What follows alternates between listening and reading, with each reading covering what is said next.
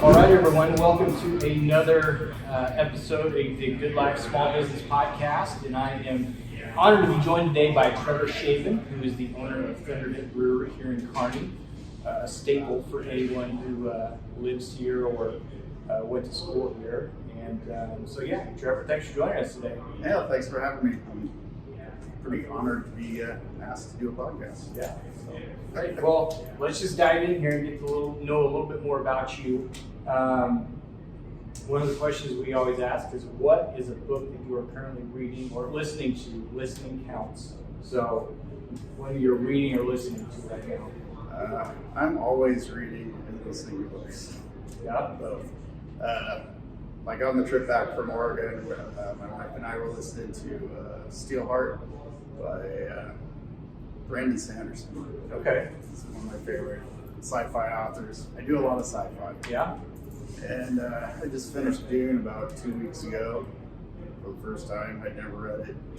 I didn't think I'd want to read it. It's about a desert. Who wants to read about a desert? Right. But man, it's fantastic. Yeah. It's a great book. Right now I'm reading Pathfinder. Okay. I forget who wrote it. It's the guy that wrote Ender's Game. Anyway. That's all right. Cool. Very good. Good. Just fun books. Yeah. So how about podcasts? Whether it's business, sports, whatever, any kind of podcast you listen to? I like philosophy podcasts Yeah. and stuff. Like as far as there's a DJ that records people who've done spoken word things and turns it into music. Oh, nice. Akira the Dawn, and he has a Meaning Wave. That's pretty fun. I like Jordan Peterson podcast. Okay. Pretty cool. Yep. Of course, Joe Rogan kills a lot of time. It's fun to listen to. Yep. The long ones. Kind of weird. Interesting. Those types of things. There's probably 50 of them I listen to. Yeah. I got a long list too. I'd probably get to maybe a third of them at that. But Yeah. Cool. Very good.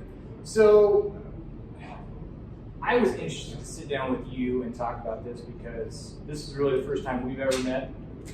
But like I said, Thunderhead's been here for a long time. And so just take some time and tell us your story, vision to reality of kind of how Thunderhead started and what that journey's been like for you. Sure. Well, I've always wanted to start my own business, right?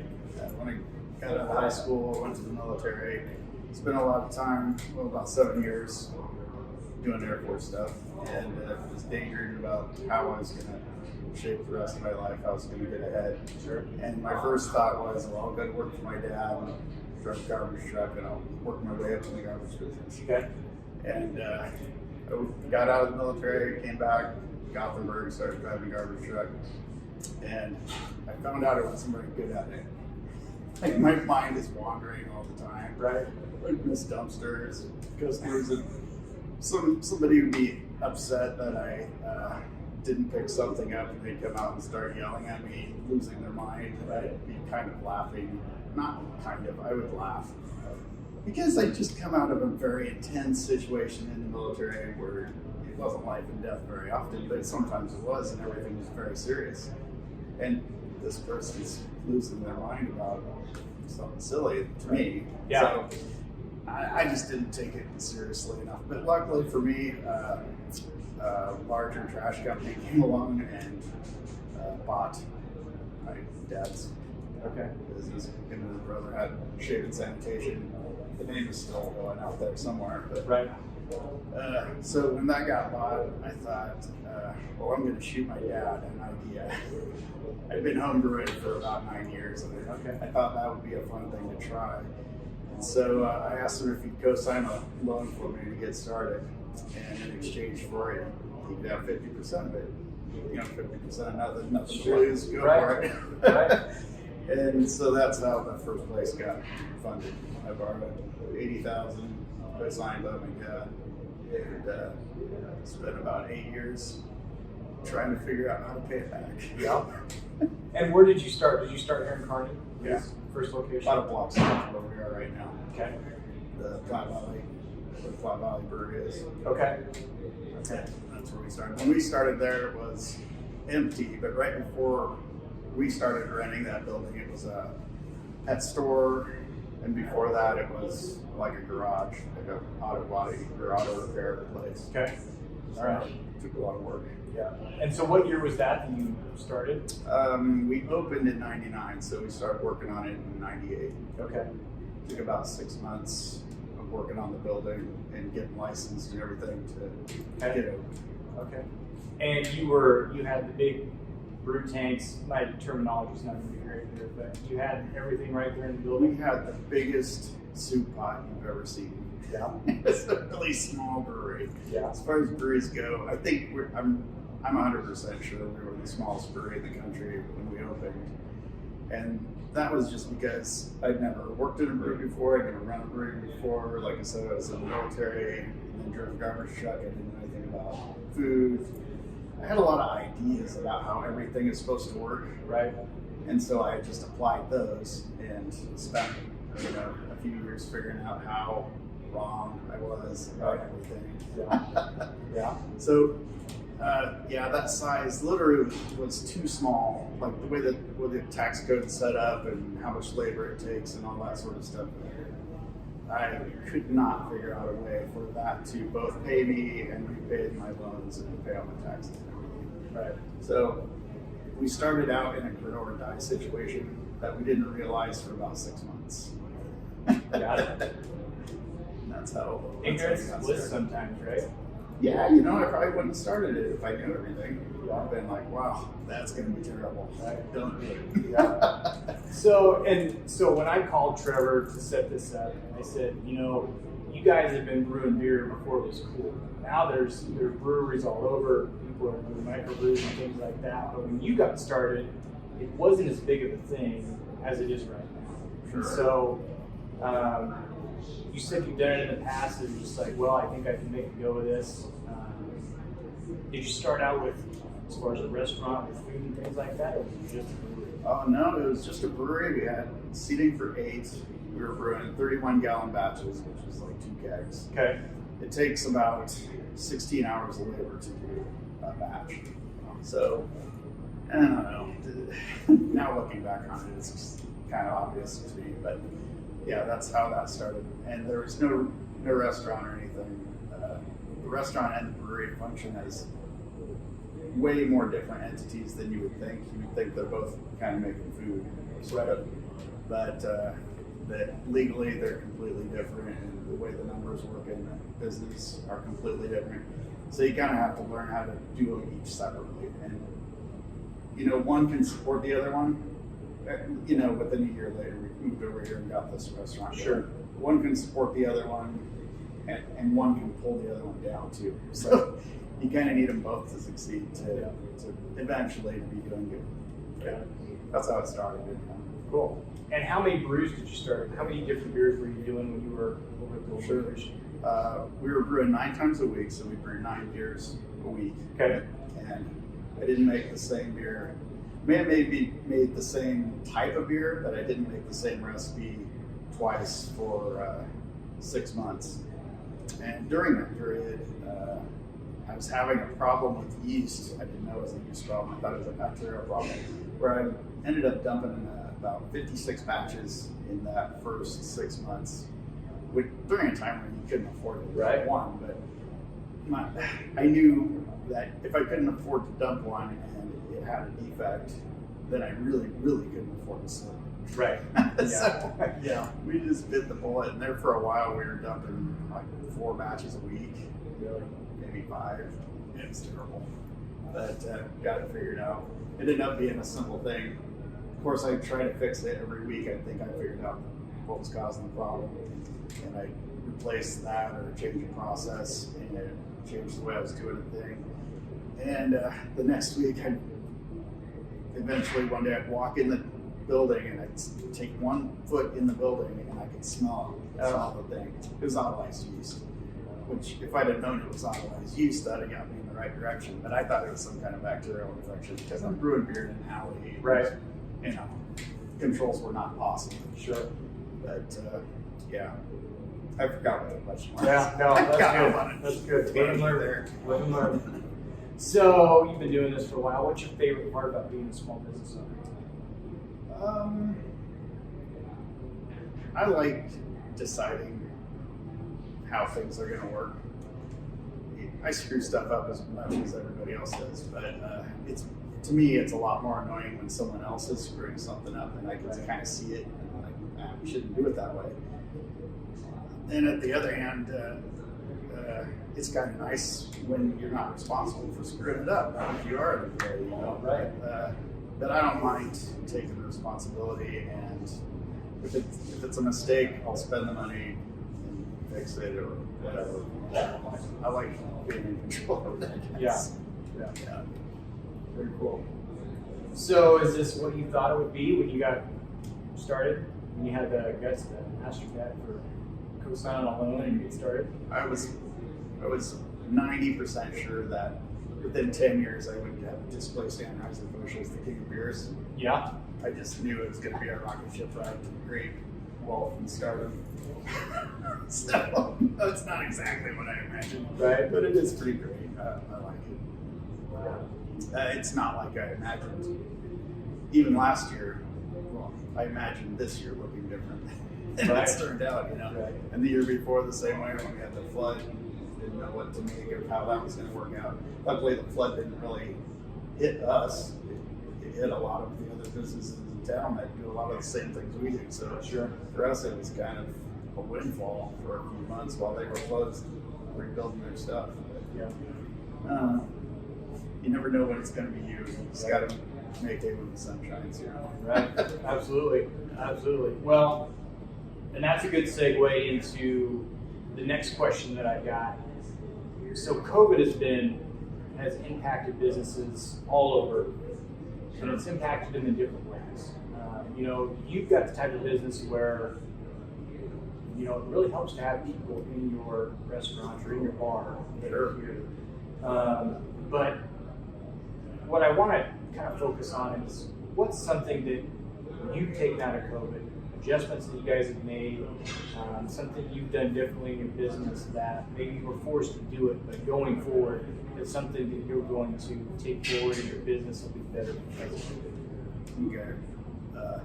Well, this is going to start out and sound like a negative thing, but it's going to turn around. Okay. All right. So, you can kind of tell for a month that things were kind of looking bad. They were looking bad. They were looking bad. We just pretty much went whistling past the graveyard. Like, it's gonna turn around. It's gonna be fine. And then the day finally came where the directed health measures were: don't serve food, don't serve drinks in your business. And our tap room or our pub here in Kearney is about 80% of our revenue. And then the other 20, somewhere in there, and the rest of the revenue from the brewery comes from selling beer to other places that are doing this. Right. So we lost both kind of like that day. Keg beer sales dropped to pretty much zero and stayed that way for a couple of months back later on. But so, we did the same thing everybody else had to do. Sit down at the kitchen table, figure out what we can go forward with, what we're going to have to do to change. At the time, we were getting ready to buy a building in Axtell, where the brewery is. Okay. So we had saved up the down payment for it, and we decided we can't buy that. Right. We're going to need this money going forward. We've got certain employees that they're not going to be easy to replace, so we're just going to pay them whether we can find work for them to do or not. Right. And of course, we'll pay ourselves so we can make our house payments and whatnot. Right. And make the bank payments. And we'll just see how long that lasts. It looked like we could probably hold out for a year or so and see what happened. So that's what we decided to do. We came in the brewery the next day.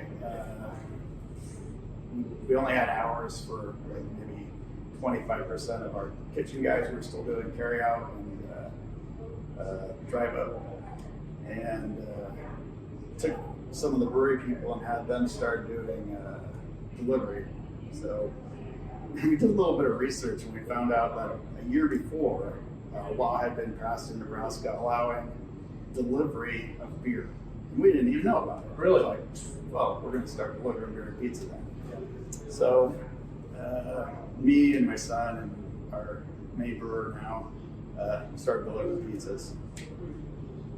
And then also, about the same day, the governor did a measure where you could have a mixed drink to go out of the building. Right? It could had to be in a sealed container, didn't have to be labeled, and it could be a mixed drink. Like we've been selling beer to go forever. Mm-hmm. But we'd also been selling a mixed drink called Thunder Punch that we mix up and put in kegs for about 20 years. And for 20 years, people have been asking us to buy it to go. We can never sell it to go. Right. It's a mixed drink. Right. Well, that day we could sell it to go. So I shot my lawyer an email saying, this is the thing.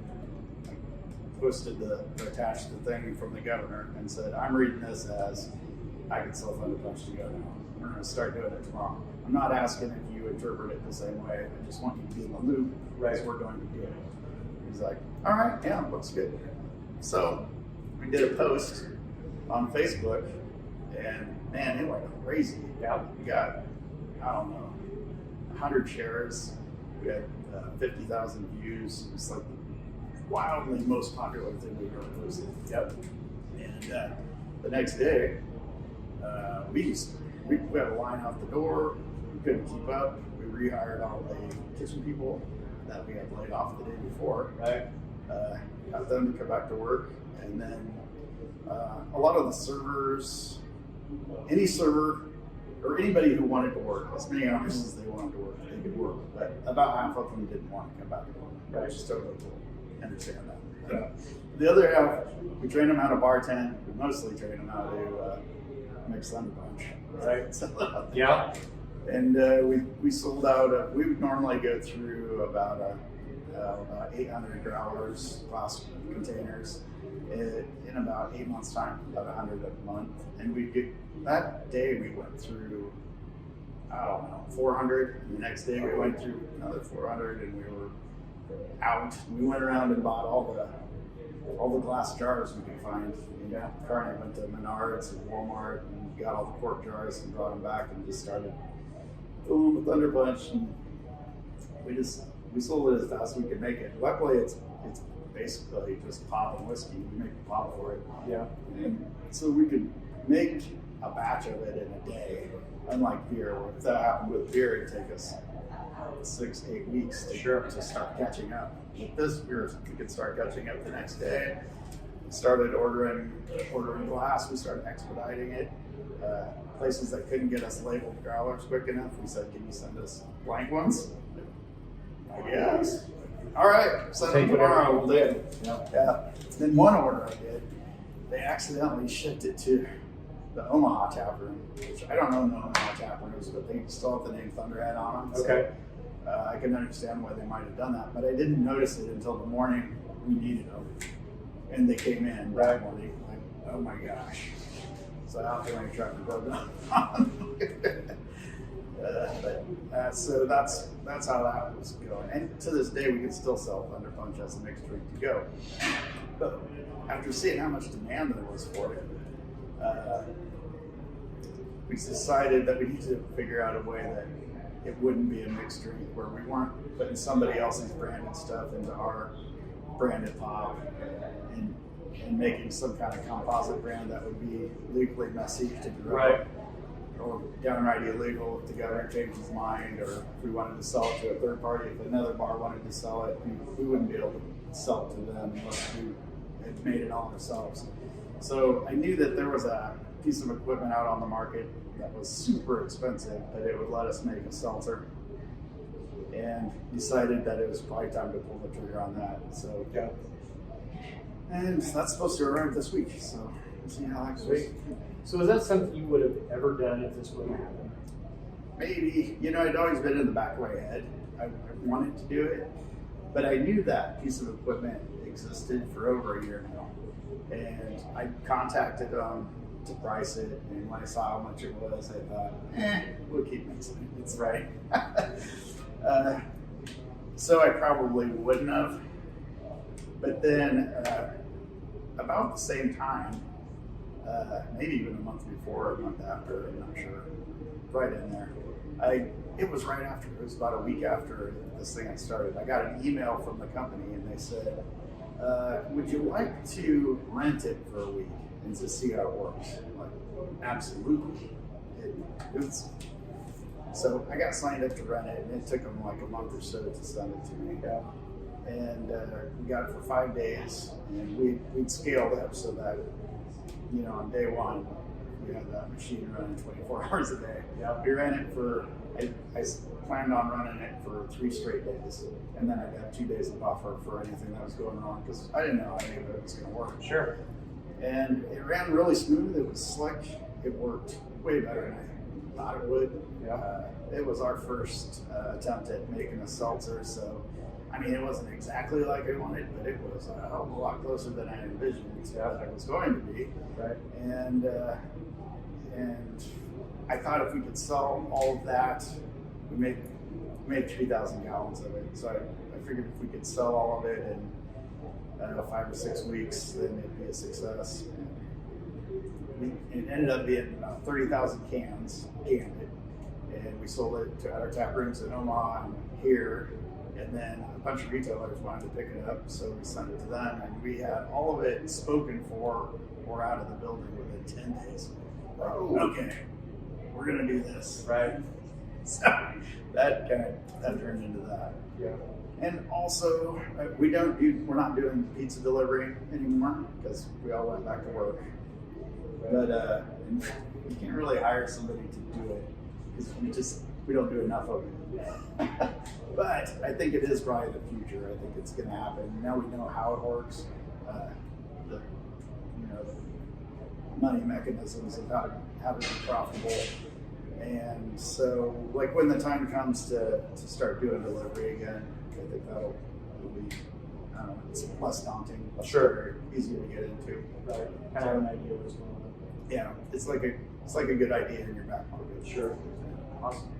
So, going off of that too, and this in more, not necessarily being code related, but in a general sense, how important is it as a small business owner to be flexible and to be willing to change and to be willing to adapt to whether it's a new service, a new product, financial situations? How important is that to be willing to change and able to make those changes when you need to? Well, if you're not a legacy business, then that's your whole job. Yes. Because every day you're throwing spaghetti against the wall. Yeah. And you can't spend too much money on any one of those strands. But when one sticks, you double down on it, and then maybe double down on it again in a slightly different way and see if that's better. But you don't ever want to try something where when it doesn't work, because it's not going to work statistically, then it wipes out everything. So, right. Just do a little here and there, and when you get something, go hard in that direction. Right. Awesome. So someone's coming to you and they say, Trevor, thinking about starting a small business, whether it's, no matter what it is, they're starting a small business, what advice would you give to them of, okay, here's maybe something you should think about first, or here's my advice to you as you get into this? Get an account. Don't try to do your own taxes. Yeah. I did. I tried to do my own taxes for like the first year or so. Like, there's a lot more taxes than you think there are. Yeah. Especially if you've never been in a business, never run a business. You would think that there's just income tax because, well, other than sales tax, the stuff you're used to seeing. Right. You start running a business and you find out that there's like 10 times more taxes than you thought. Mm-hmm.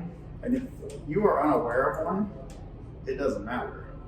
They will find out, and you'll get a very polite, pleasant letter, followed by another very polite and pleasant letter. Eventually, you'll get a very polite and pleasant person at your door. Mm-hmm. Yeah. And they can be polite and friendly because they carry a big hammer. So just do yourself a huge favor and get an account. Yeah.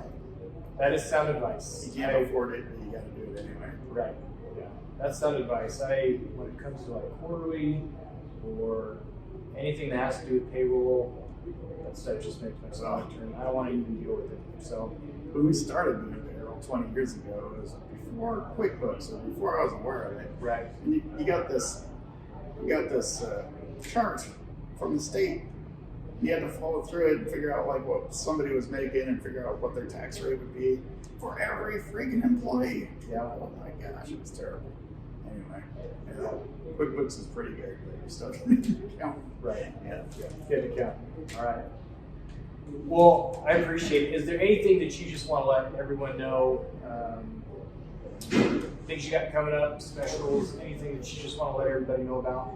Well, we've run I think maybe not, but we've run the rest of the entire state out of Thunder Punch. Everybody's been out for about 3 weeks now, and the Thunder Punch spigot is going to be turned wide open here about Friday, maybe Monday next week. Nice.